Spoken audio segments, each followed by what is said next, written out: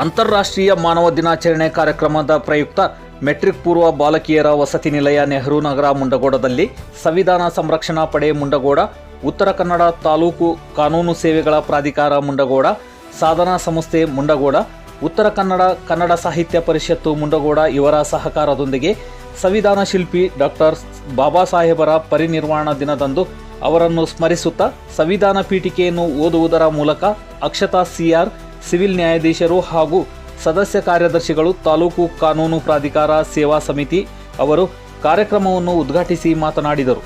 ಸಂವಿಧಾನ ನಮಗೆ ಕೊಟ್ಟಿರುವ ಹಕ್ಕುಗಳನ್ನು ಅರಿತುಕೊಳ್ಳುವುದು ಮೊದಲ ಕರ್ತವ್ಯ ಆಗಬೇಕು. ಮಾನವ ಹಕ್ಕುಗಳ ಮತ್ತು ಮೂಲಭೂತ ಹಕ್ಕುಗಳ ಅರಿತು ನಮ್ಮ ಬದುಕನ್ನು ರೂಪಿಸುವ ಪ್ರಯತ್ನ ಮಾಡಬೇಕು ಎಂದರು. ಕಾರ್ಯಕ್ರಮದ ಅಧ್ಯಕ್ಷತೆಯನ್ನು ವಸಂತ್ ಎಸ್ ಕೋಣಸಾಲಿ ವಹಿಸಿದ್ದರು.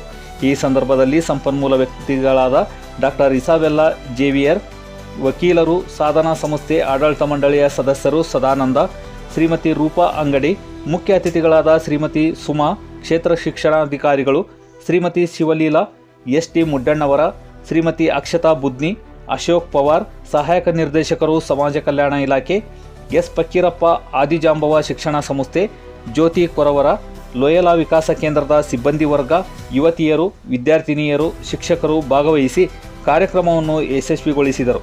ವರದಿ BS ತೋಟಯ್ಯನವರ್, N+ ನ್ಯೂಸ್, ಮುಂಡಗೋಡ.